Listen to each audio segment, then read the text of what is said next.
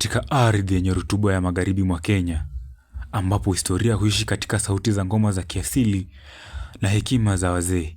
Msongo ekoleo msongo ekoleo msongo.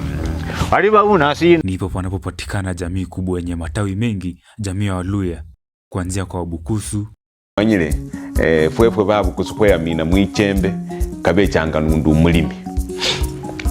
Wawanga. I am the king of Wanga Kingdom, Nabongo, Peter Munya II. I was installed in 1974.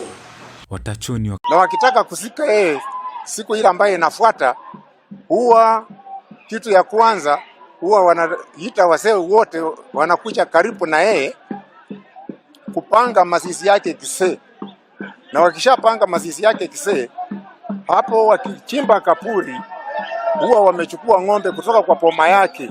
Kabra Swaisuha na wengine wengi. Munyolo kwa shiko wenyalo munyolo we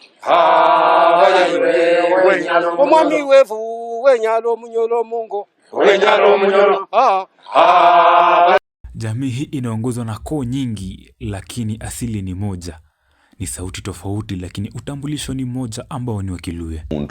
Mamwesi alisi na mundu sikila bele bibindu byewe nga akachula bindu nebiwela ndu, akachula bindu nebiwela ndu, omundu sisindu lihendu bindu byawe changa.